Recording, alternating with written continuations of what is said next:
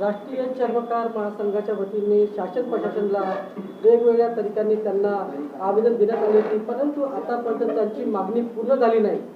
या निमित्ताने नागपूरच्या विधानसभा धडक मोर्चा घेऊन जाण्यासाठी आपल्या सोबत चॅनल्स थेट जुळलेले आहेत, त्याची थेट वार्ता करूया। सर, आपला परिचय सांगा, तुम्ही काय मागणी आहे शासनाकडे, काय आपण आंदोलन करता? आमच्या मागण्या ज्या आहेत या अतिशय वाजवी आहेत।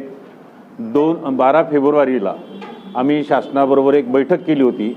त्या बैठकीमध्ये आम्हाला ज्या मागण्या मान्य केल्या होत्या त्या जवळजवळ 8 महिने त्याच्यावर काही निर्णय झाला नाही आणि म्हणून 2 ऑक्टोबरला आम्ही पुन्हा एक मोर्चा काढला मुंबईमध्ये आझाद मैदानावर आणि त्या मैदानामध्ये आम्ही मुख्यमंत्र्यांना आव्हान दिलं। त्यांनी आम्हाला बोलून घेतलं, सचिवांना सगळं सांगितलं की यांच्या सगळ्या मागण्या मान्य करून टाका, परंतु तरीसुद्धा शासनानं आमच्या मागण्याकडे दुर्लक्ष केलं। आमच्या मागण्या बाजूला केराच्या टोपलीत टाकल्या आणि त्यामुळे आता पुन्हा देवेंद्र फडणवीस साहेबांचं सरकार आल्यामुळे आम्ही शासनाला निर्णायक मोर्चा काढून आम्ही शासनाला या ठिकाणी आमच्याकडे लक्ष वेधू इच्छितो। आम्ही जवळजवळ 5-10 हजार लोक उद्या मोर्चामध्ये सहभागी होणार आहेत। आमच्या ज्या प्रमुख मागण्या आहेत, ज्या मागण्याचा उल्लेख मी या ठिकाणी केला की उदाहरणार्थ आमचं कर्जमाफी झाली पाहिजे, संत रविदासांचं एक विद्यापीठ झालं पाहिजे, चर्मकार समाजाला मोठ्या प्रमाणामध्ये जे काही अर्थसहाय्य मिळायला पाहिजे ते मिळत नाही आहे, आमच्या रविदासांच्या जयंतीला सुट्टी पाहिजे। संपूर्ण देशामध्ये सगळ्या जवळजवळ 8-10 राज्यांमध्ये ती सुट्टी मानली जाते, आम्हाला ती सुट्टी कंटिन्यू करून आम्हाला ती मिळाली पाहिजे। अशा प्रकारच्या 23 मागण्या आहेत। एज्युकेशनच्या काही मागण्या आहेत, कर्जाच्या काही मागण्या आहेत, आमचं कर्ज थकलं ते माफ करण्याच्या ज्या मागण्या आहेत ह्या अतिशय वाजिबी आहे आणि असं नाही की आम्हाला काही त्याच्यासाठी वेगळी प्रोव्हिजन करावं लागणार आहे। आमचं बजेट स्वतंत्र बजेट आहे। आज 18,000 कोटी रुपये समाज कल्याणचं बजेट आहे। हे बजेट दुसरीकडे वळवलं जातं 50%हून अधिक आणि समाजाला मात्र काही दिलं जात नाही आणि म्हणून शासनाच्या लक्षात आणून देण्यासाठी उद्या आमचा धडक मोर्चा आहे। त्यांनी आपल्याला थेटपणे आपली संपूर्ण माहिती सांगते, हा मोर्चामध्ये मोठ्या संख्येने जे लोक येत आहेत, मॅडम सुद्धा जुळले, आपण त्यांचं काय सांगणं आहे मॅडम, आपला परिचय सांगा। मी मीना भागवतकर, राष्ट्रीय चर्मकार महासंघाची मी महिला प्रदेश अध्यक्ष आहे आणि हा मोर्चा जो आम्ही घेतलेला आहे ही एक आठवण म्हणून, कारण की बरेच GR निघतात, बऱ्याच गोष्टी होतात, बरेच मोर्चे निघतात आणि मोर्चामध्ये फक्त आश्वासन दिलं जातं। असंच आश्वासन आम्हाला 2 ऑक्टोबरला मिळालेलं होतं मागल्या मोर्चाच्या याच्यामध्ये, जेव्हा आमचे शिंदे CM होते, परंतु त्यांनी मागण्या आमच्या मान्य केल्या, परंतु त्याची अंमलबजावणी अजूनपर्यंत झाली नाही। ती अंमलबजावणी व्हावं आणि शासनाला ते आठवण करून देण्यासाठी म्हणून हा मोर्चा आम्ही आयोजित केलेला आहे। प्रदेश अध्यक्ष माधवराव गायकवाड आपल्याशी थेट जुळलेले आहे चॅनलशी, त्यांचं काय सांगणं आहे या मोर्चाबद्दल थेट जाणून घेऊया। सर, आपला परिचय सांगा। मी माधव गायकवाड, राष्ट्रीय चर्मकार महासंघाचा प्रदेशाध्यक्ष आहे।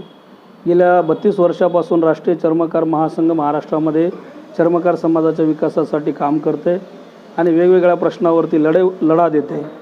गेल्या 1 तारखेला आम्ही भव्यदिव्य असा मोर्चा मुंबईच्या आझाद मैदानावरती काढला होता आणि प्रत्येक वेळोवेळी आम्ही शासनाला सांगतो की आमच्या ह्या मागण्या आहे, ह्या आमच्या अडचणी आहे, पण त्यात काही लक्ष सरकार देत नाही आणि मुख्यमंत्र्यांनी आमच्या मागण्या मान्य करून त्याची अंमलबजावणी नाही केली, म्हणून परत एकदा नागपूरला आता मोर्चा काढण्याची आमच्यावरती वेळ आलेली आहे। या मोर्चामध्ये वेगवेगळे संघटन सुद्धा जोडून तुम्हाला याला सहभाग करणार आहे का?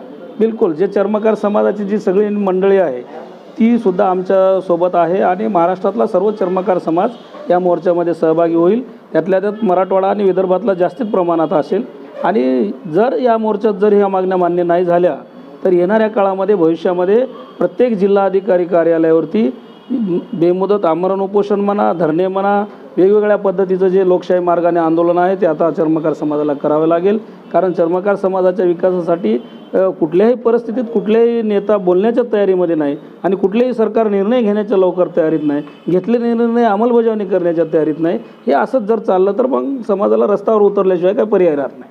भीम आर्मीचे संस्थापक चंद्रशेखर आझाद हे आपल्या निरंतर काही ना काही त्याच्यामध्ये ते मागणी ठेवत आहे, त्याच्यातून संघटना तुम्हाला हातभार आहे का?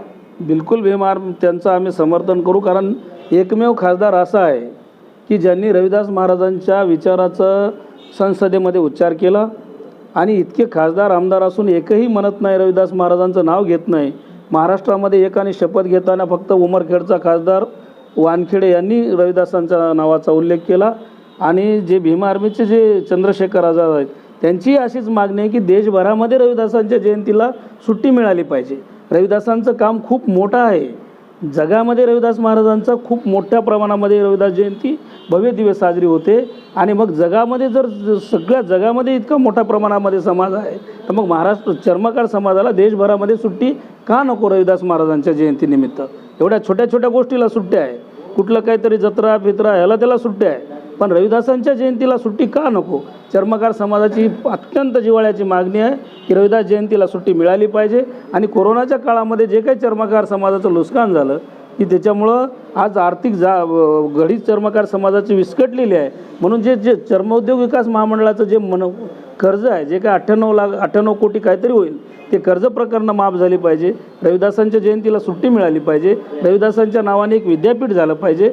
असे अनेक सगळ्यात महत्त्वाचा मुद्दा म्हणजे संत रविदास चर्मोद्योग विकास महामंडळ जे आहे त्याच्यामध्ये इतका गोंधळ आहे की त्याच्याकडे MD नाही आमच्याकडं. म्हणजे कंटिन्यूचा MD नाही कायमस्वरूपी, ते दिला पाहिजे आम्हाला. त्याच्यानंतर कर्मचारी नाहीत आमच्याकडं, काम होत नाही, पोरांच्या फायली होत नाही. शैक्षणिक कर्ज सरकार एकीकडे देते आणि ते शैक्षणिक कर्ज पोरं आज कॉलेजमधून वापस यायची वेळ आली, ती प्रकरणच पास होत नाही. शैक्षणिक कर्जाच्या फायली सगळ्या पेंडिंग पडून सगळं पेंडिंग आहे प्रशासनाचा, सरकारचा. आणि मुळात समाज कल्याण मंत्री या राज्याला नसल्यामुळं, मुख्यमंत्र्यांकडं खाता असल्यामुळं त्यांच्याशी संपर्क होत नाही. म्हणून आता जे कोणी समाज कल्याण मंत्री येतील त्यांना तरी आमची अशी विनंती आहे तुमच्या माध्यमातून की ह्या सगळ्या गोष्टीवरती आपण कुठल्या तरी उपाययोजना करून चर्मोद्योग विकास महामंडळाला अद्ययावत कार्यालय करावं, जेणेकरून सगळे प्रश्न सुटतील. मुंबईच्या ऑफिसमध्ये गेले तर बसायला जागा राहणार नाही. एवढंच ऑफिस असेल आमचं, त्याच्यात बसायला जागा नाही. इतके प्रॉब्लेम आहेत, तुम्हाला जर सांगायला गेलं तर वेळही नाही पुरणार. यशवंत स्टेडियमपासून हा मोर्चा सुरुवात होईल. उद्याला 19 डिसेंबरला भव्य दिव्य त्याचं असं स्वरूप असेल. महाराष्ट्रातला सर्व चर्मकार समाज या मोर्चामध्ये सहभागी झालेला तुम्हाला दिसेल आणि तुम्ही ते उद्या बघताल. साहेबांनी आपल्याला महत्त्वपूर्ण माहिती दिली आणि निश्चितच आहे की चर्मकार समाजाची जिथे काही दिशाभूल झाली आहे ते मागणीसाठी ते थेट मोर्चा काढत आहे.